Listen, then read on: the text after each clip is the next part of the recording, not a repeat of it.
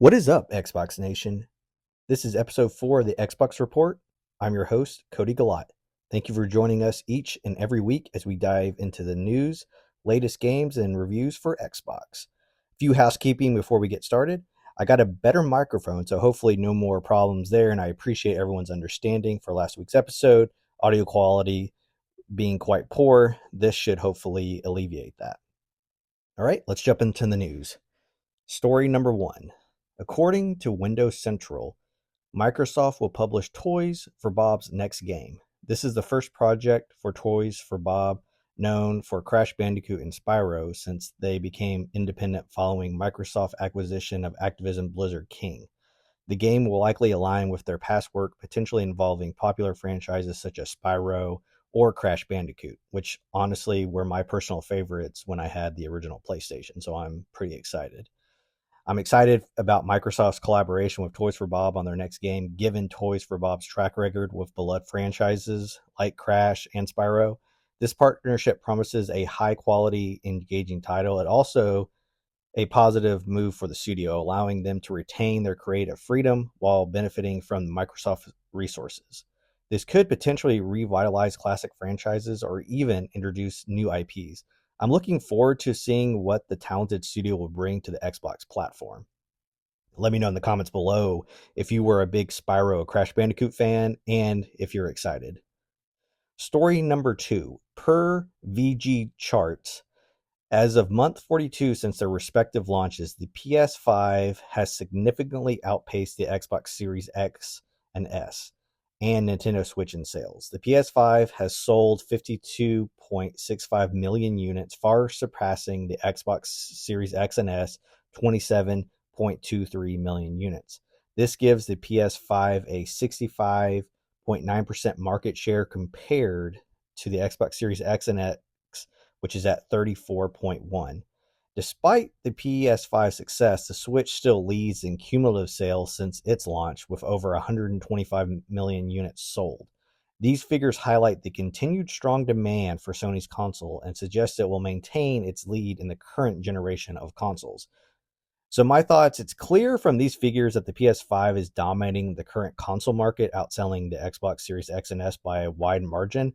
This success can be attributed to a combination of factors, including a strong lineup of exclusive titles, consistent hardware supply, and effective marketing. The gap is significant enough to suggest that Xbox might need a strategic shift to close it, perhaps focusing even more on services like Game Pass and leveraging their recent acquisitions for exclusive content. Like I've said in previous episodes, I don't think Xbox cares about being in first place. They, like Phil said in previous interviews, they lost the most important console generation. And now it's just kind of their model, in my opinion, is, hey, we need to get Xbox Game Pass everywhere, Xbox anywhere. And that kind of goes into some of the stuff we'll talk about later in the episode. Main topic of the show, which I'm pretty excited for, Xbox Showcase predictions. While many things have either leaked or already been revealed, I still think it's going to be fun to do a prediction topic, and here are some of the ones that I am predicting. World of Warcraft will come to Game Pass, PC, and Xbox. I mentioned this on previous episodes, but the more and more I think about it, it's more and more I think about it should happen and will happen. This would be a huge win for console players that never had a chance to play WoW or wanted to jump back in, especially if all you had to do is pay for the Xbox Ultimate membership instead of a monthly cost of the WoW subscription. This way, gamers can have access not only to WoW, but also other excellent Game Pass titles. This would increase Game Pass subscriber numbers, and I think it would be a great move and a pro gamer initiative by Xbox if they did it. So that's kind of like my first prediction. I just feel like WoW is such a big pull, and you have access to it. It would be a no-brainer, in my opinion, to put it out, not only on Game Pass PC, but Xbox itself. That would be game changer, in my opinion. So my next prediction, a simplified Xbox subscription service. So what I mean by this is currently we have Xbox Gold, Xbox Core, Xbox Ultimate, and Xbox PC. I think they should have one tier. You can still call it Ultimate, but have one. That way everyone has access to all the games. And I do think ultimately they will raise the price to $18 to $20, which I know for some would not be a good thing, but if they're trying to offset some of the cost of having Call of Duty and possibly bring other titles to the platform, I think it is still a win for gamers that you get access to hundreds of games. Also, if you threw in more perks for having Game Pass Ultimate or whatever they end up calling it, I think it would be a way to soften the blow of the price increase. So, my thoughts are they might increase Game Pass price, but if you give more value, I still think it's a great value, even if it went up to $20 a month, let's say, you get access to hundreds of games still. So that's that prediction. So my next prediction, Fable gameplay reveal. While Fable has been announced, a detailed gameplay showcase would be a significant moment, especially if it demonstrates the game's innovative mechanics or graphics. Originally, Fable was incredible, and the franchise deserved a comeback in a big way. That's one of my favorite games for the original Xbox was Fable and its sequels, but I think that's a perfect franchise that Xbox can really showcase a great, style and RPG that would really bring subscribers to Game Pass and the Xbox platform. My next prediction, Perfect Dark gameplay. An in-depth look at the Perfect Dark reboot, including gameplay, story elements, and features, could be a major highlight. We need to see where the game is, and I think we will in this showcase. My next prediction, Avowed release date and more gameplay. A more detailed look at Avowed, including a release date and extensive gameplay footage, would be highly anticipated. I have so much hype/hope for this title. I have been in search of a Skyrim replacement game forever, and this could be it. So I might be putting too much hype or faith into this game. I just have wanted something like a Skyrim. I tried Elden Ring, which I don't know how I played 100 hours of that game and I beat it, but it was so different than Skyrim. But I don't know. I just have a feeling Obsidian is a great studio. So I just have a lot of faith that Avowed's going to be a really great game. Okay, the next three predictions are long shots, but would be insane if they happened. Xbox handheld device. The reveal of a dedicated Xbox handheld gaming device that integrates with Game Pass and cloud gaming. With the popularity of the Nintendo Switch and Steam Deck, this seems like a no-brainer to me. My price guess is it's going to come out of the gate at $299. My next kind of out of there prediction is a Star Wars exclusive game, an exclusive Star Wars game developed by one of the Xbox game studios, capitalizing on the franchise's enduring popularity. I threw this in here because I'm a huge Star Wars fan. With Lucasfilm opening up the license, this could happen. Also, with the Acolyte airing in June, would be a perfect time to announce a new Star Wars game, and especially a big win for Xbox. Now, this is like one of the most crazy predictions I have. The Rock will make an appearance at the showcase. It would be a great to see him again on stage. And what I'm thinking in my head is he would announce the handheld. So it's like you have The Rock, crowd goes crazy, potentially if they have a crowd, or just, if it's just a video showcase, just people viewing it online are going crazy. And he pulls out of his pocket or a backpack or even behind his back and he's holding, the Switch handheld. I think that would be a great reveal and a great callback to when he originally announced the original Xbox. So those are kind of my out there predictions, even though, and as of this recording, I've seen some rumors that, they might reveal a handheld. So we'll see if The Rock is there to announce it as well. Let me know what predictions you have and what you think of mine in the comments below. All right, next we have new games for June 3rd to the 7th. Destiny 2, The Final Shape, June 4th. The Final Shape looms a nightmarish calcification of reality into the witness's twisted design. Embark on a perilous journey to the heart of the traveler. Rally the vanguard and end the war of light and darkness. For the first time ever, Prismatic powers you combine arc, solar, void, stasis, and strand into a custom subclass of your design. Light and darkness have no quarrel within you. Downward Enhanced Edition, June 4th, optimized for Xbox Series X and S. Downward will let you set off on humanity's final adventure to seek out an exploration for for the apocalypse that changed the Earth as we know it. Taking advantage of parkour techniques and the mysterious powers you are given, you will traverse astonishing and dangerous ruins of past civilizations, all to find the legendary artifacts meant to control the deadly calamities that come to this world. Killer Clowns from Outer Space, the game, out June 4th, optimized for Xbox Series X and S. Killer Clowns from Outer Space, the game, is a asymmetrical multiplayer horror based on the iconic 80s film, and the battle between killer clowns and citizens of Crescent Cove. Team up, use your wits and to harvest humans or save them from alien invasion. This one looks pretty fun, and I've been seeing pretty good reviews on it so far. Next, we have Rolling Hills. Make Sushi, Make Friends, out June 4th on Game Pass.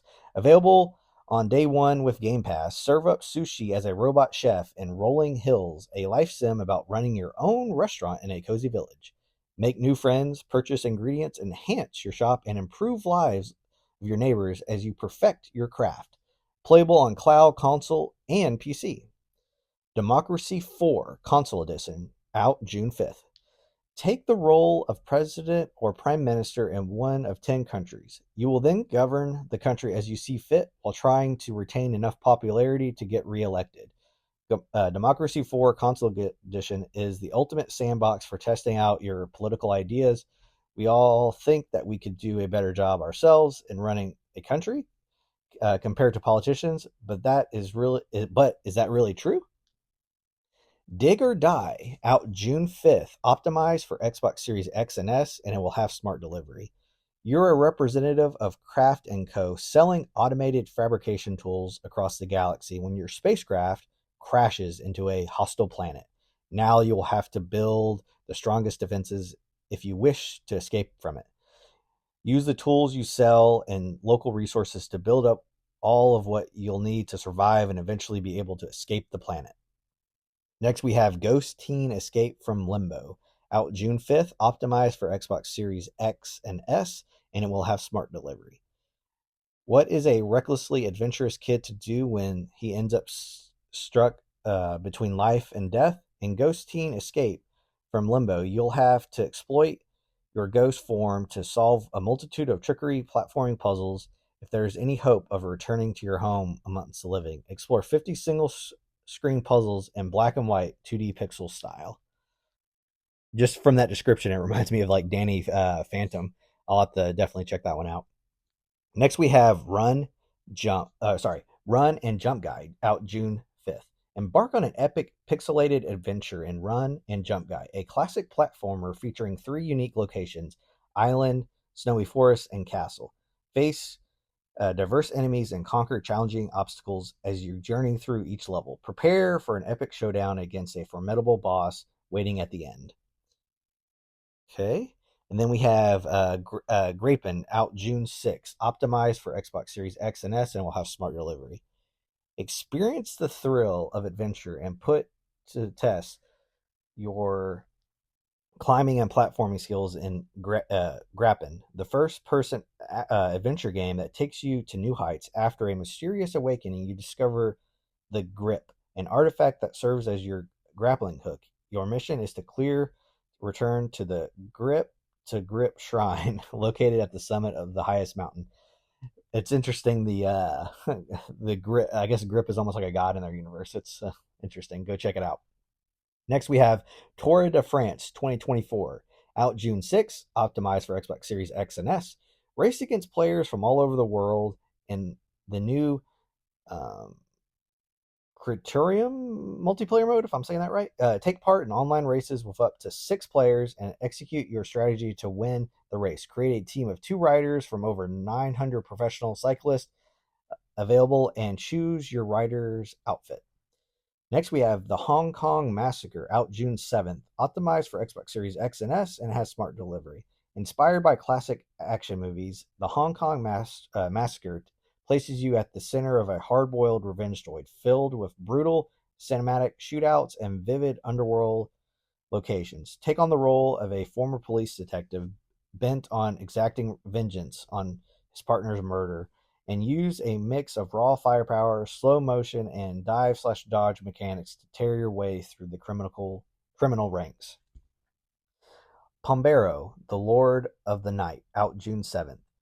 Footage-style first-person game where you're a journalist who returns to his country in search of answers about the death of his mother.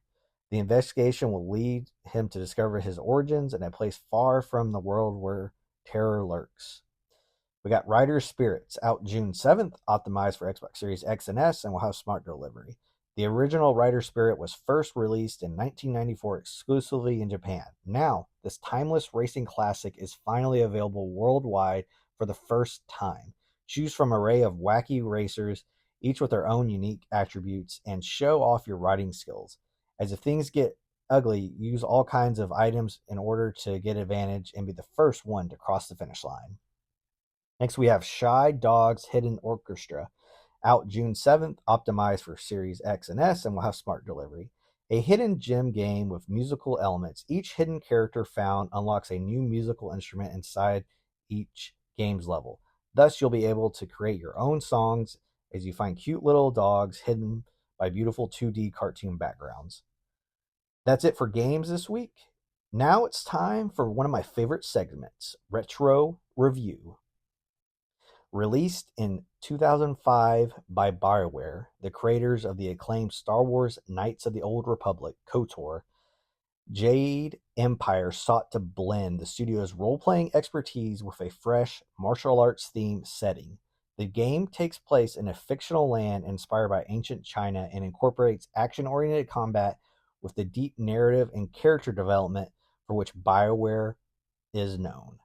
The story and setting. Jade Empire unfolds in a rich mythical world where players assume the role of a martial arts student on a quest to uncover the secrets behind a series of disturbing events. The narrative is heavily influenced by Chinese mythology and folklore, offering a unique setting compared to the typical medieval fantasy world seen in many RPGs. The story is compelling with engaging plot twists, well-developed characters, and multiple endings that deepen on the player's choices. The alignment system, akin to light and dark sides that we saw in KOTOR, always allows players to choose between way of open palm and the way of closed fist, affecting the storyline and character interactions. The gameplay and combat. The combat system in Jade Empire diverges from turn-based mechanics of BioWare's previous games, opting instead for real-time action. Players can switch between various martial arts styles, weapons, and magical-like abilities, creating a dynamic and engaging combat experience. Each style has its strengths and weaknesses, and mastering the use of these styles is key to success. The game includes a variety of enemies from human foes to supernatural creatures, each requiring different strategies to defeat. Graphics and sound. For its time, Jade Empire boasted impressive graphics with vibrant environments, detailed character models, and fluid animations that bring the martial arts combat to life. The art design draws heavily from East Asia aesthetics, creating a visual distinct world. The sound design complements the visuals with a evocative score that incorporates traditional Chinese instruments, enhancing the game's immersive quality. Voice acting is strong, with notable performances that add depth to the characters and story. Replayability and longevity. With its branching storylines and multiple endings, Jade Empire offers considerable replay value. Players may want to experience the games multiple times to see the outcomes of different choices and try out different combat styles and character builds. My conclusion, Jade Empire stands as a unique and memorable RPG on the original Xbox. Its blend of martial arts action, engaging narrative, and richly crafted world make it a notable entry in BioWare's portfolio. While it may not have the same lasting legacy as KOTOR or Mass Effect series, Jade Empire remains a beloved title for many fans of the genre. Its innovative combat system, beautiful setting, and compelling story ensures it retains a special place in the history of role-playing games. And I can't, gush on this game enough. It's one of my favorites, and it's incredible. Like, the original BioWare had some of the most amazing games, and you have to check these out. I highly recommend Jade Empire, especially if you're an RPG fan. Thanks for tuning in to the episode of the Xbox Report. If you liked what you heard, be sure to subscribe to our podcast and follow us on social media for the latest Xbox news, updates, and discussions. The Xbox Report is available on Spotify, Apple Podcasts. Also, you can find video clips on YouTube Shorts under all the Xbox Report, all one word, and on TikTok, the Xbox_report. So please follow and rate and review. It helps me find a bigger audience. Until next time, this is Cody Gollott signing off.